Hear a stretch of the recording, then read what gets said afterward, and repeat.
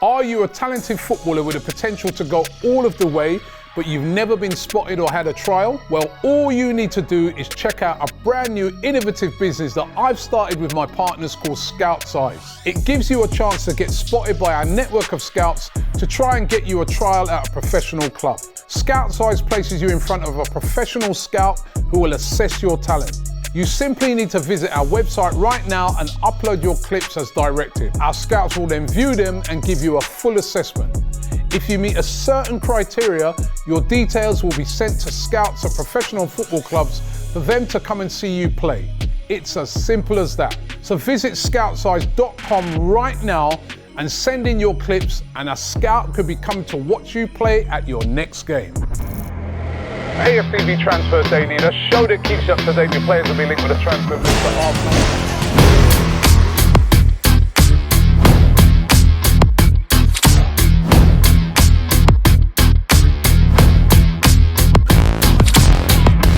Hi and welcome along to AFTV Transfer Daily, the show that keeps you up to date with players that will be linked with a summer transfer move to Arsenal. First of all, I've got to start off by saying that yesterday was such a sad day for the world of football.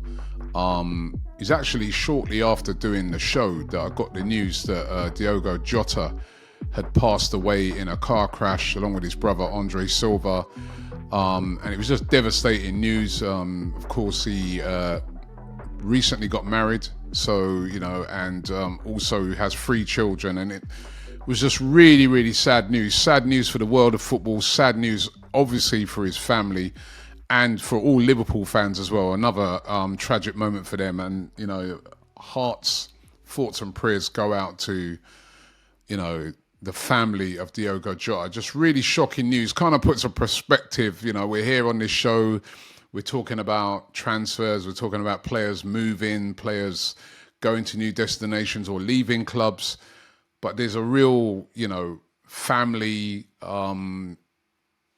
human side behind every footballer that sometimes we forget when we're doing shows like this, and we're just talking about numbers and how they've done for our club or what they can do for our club. So really sad news yesterday, and once again, hearts, thoughts and prayers goes out to all of the family of Diogo Jota and Andre Silva, who sadly passed away in that car crash in Spain yesterday. Getting into the transfer news, starting off with Arsenal, Gabriel Heinze, remember him? Who used to play for Manchester United. He has become a new coach at Arsenal. He's joined the coaching staff of Arsenal to replace Carlos Cuesta, the very popular person who left to become manager of Parma. The former Argentinian and Manchester United defender, Gabriel Heinze, comes in as his replacement. Remember, he played with Arteta at PSG, so they're very familiar with each other. So he's going to be the new coach, replacing Carlos Cuesta at Arsenal. Big role for him. Takehiro Tomiyasu, shocked by this news today, has left Arsenal Football Club. Now, we all know he's had a real injury-ravaged time at Arsenal, especially over the past couple of seasons. When he has been fit, he's been an excellent player for Arsenal, whether he's playing on the right-hand side, left-hand side, could also play as a centre-back. Real top utility player, really popular with the fans.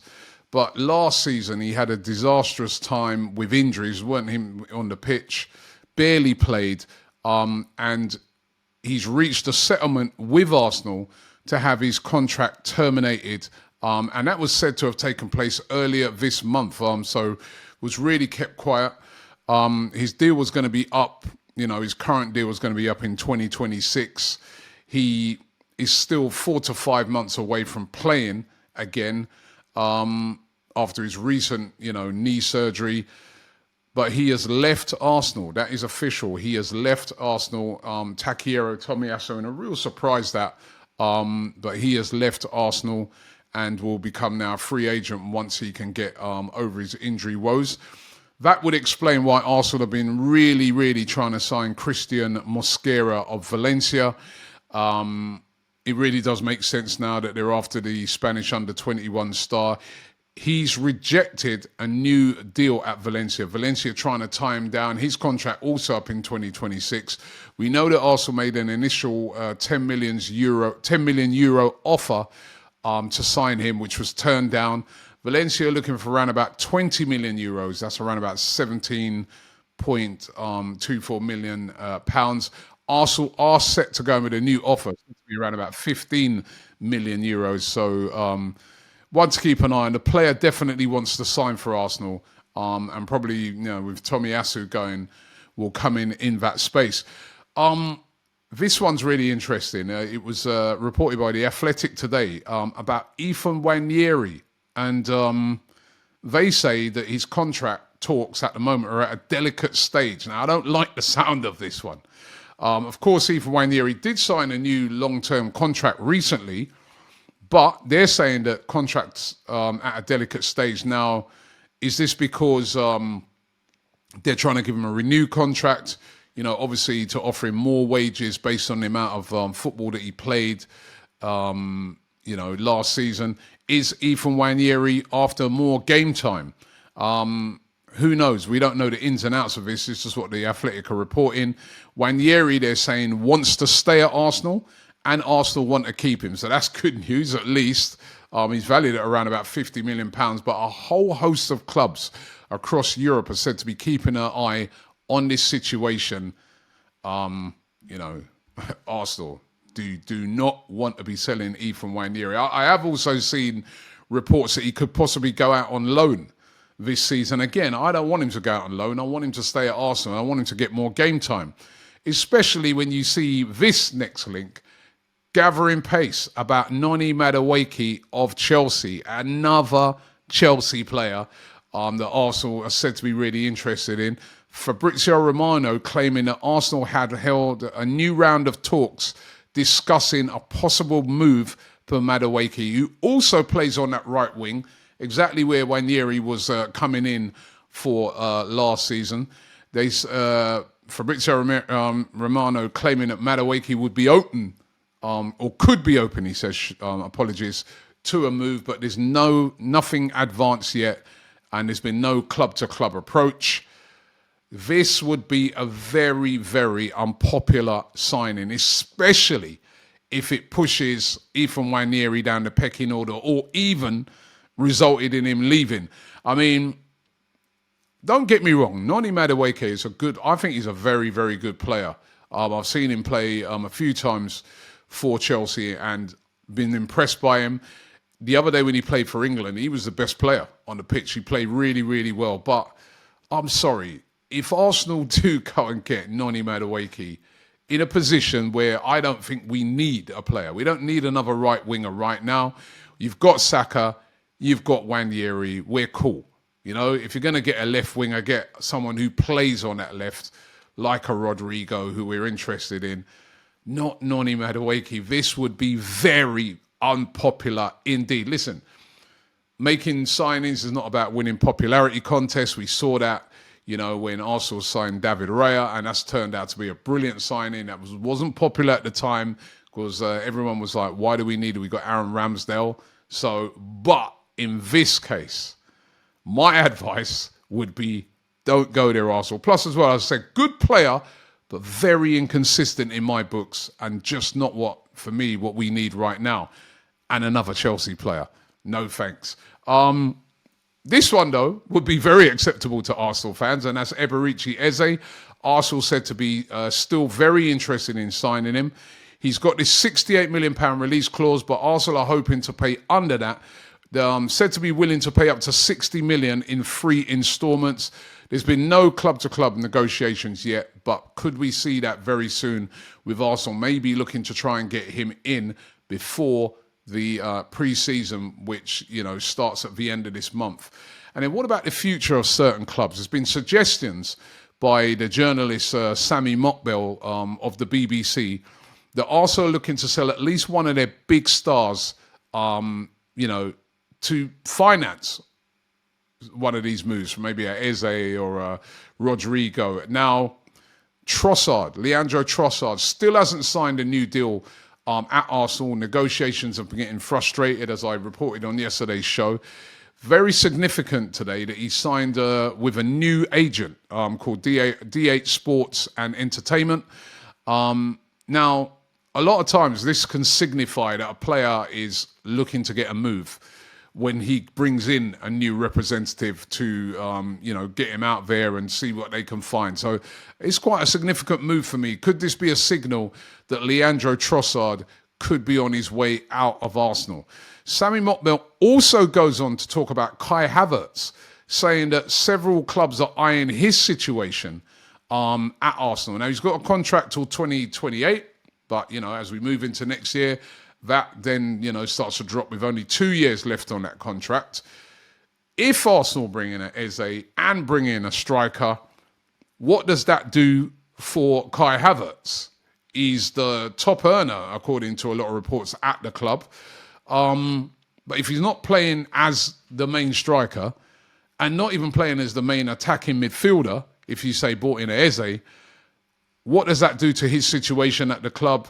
Does he go down the pecking order, or is he happy with that just to be part of, options in the forward areas? It's going to be interesting. So could Kai Havertz, listen, no suggestions yet of any clubs, coming in for him, but there's said to be several clubs interested, particularly over in Germany, a situation to watch and going to be another one for Arsenal to resolve with Kai Havertz. And also Gabriel Martinelli. Al Nassr over in Saudi Arabia, of course, they've just moved on. John Duran are said to be interested in him and willing to offer up to 85 million euros for him. That's a big fee. That'd be around about 73.25 million pounds. Arsenal apparently don't want to sell him. But if a big offer like that came in, they could use that to fund the signing of a Rodrigo from Real Madrid. Now, Martinelli doesn't want to leave apparently either, but it's going to be interesting, his situation this summer, if these big bids do come in for him. So it's a situation to watch with Martinelli. And remember, I exclusively broke the news about Ademola Lookman and how, Arsenal have been in talks with his representatives. Ever since I broke that story, there's been lots and lots of rumours circulating about him and a possible move to Arsenal. I do feel he's behind Eze as an option for Arsenal. But Atalanta have now set their asking price for him, and they want £52 million for Lookman. So quite a high fee. As I said, Arsenal have held talks with his representatives, but Eze is their preferred target. Atletico Madrid now also very interested in Lookman, but it will take £52 million to get it done. And what about the Gyokeres-Sesko situation? Can't leave it out talking about that. Of course, I did that poll on yesterday's show. This surprised me. I asked you guys, who do you think Arsenal are more likely to sign? 80% of you said Sesko. Only 20% Gyokeres. That surprised me. With all the recent news that's been coming out over the past few days, I thought you might have thought to yourself that Arsenal more likely to sign Gyokeres, but you're still saying Sesko, you guys, as a majority, which suggests you think there's a lot of brinkmanship going on here with all the rumours about Gyokeres. More on that today with the Portuguese outlet Ebola claiming that Arsenal are ready to make an improved bid for Viktor Gyökeres. It's said that they made an initial verbal bid of around about £47.5 million to include £6.5 million in add-ons. That bid was rejected. It said, that Arsenal looking to make a new bid of 52 million plus add-ons. Sporting looking for 69 million. Now, also remember, a couple of factors here. The players due to go back to Sporting on July the 7th. But already he's saying that he doesn't want to do that. So that makes it messy. You get these strike vibes starting to happen. And also this clause that the agent is said to have that kicked in on July the 1st, that any bids above the figure of £52 million, which is what Ebola are proposing that Arsenal may make plus add-ons, will mean that the agent is owed 10% if that bid is rejected. So if a bid of £52 million came in and that was rejected by Sporting. They then owed the agent £5.2 million.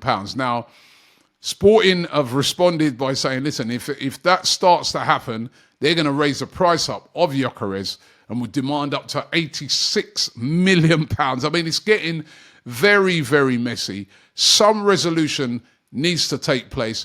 Can it happen before that 7th of July deadline? The Gyokeres thing lingers on, and the Sesko thing's no nearer at the moment either. And we're all sitting there desperate for a striker. So let's wait and see what happens. But no closer really on who we're going to get. Although it's, last few days it's been looking more Gyokeres, but you guys think still it will be Sesko. So interesting to see how that works out. Those are the rumours for today. Happy Independence Day goes out to all US Gooners. I know it's the 4th of July.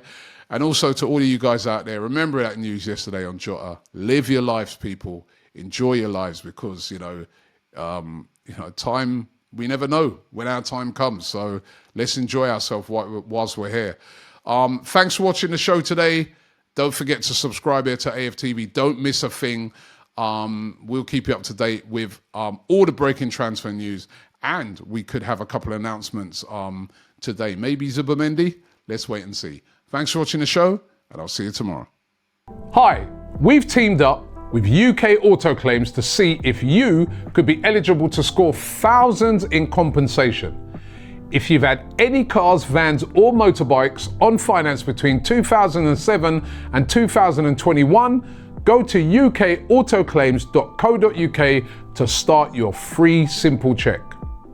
Loads of you will have overpaid and payouts could be worth thousands.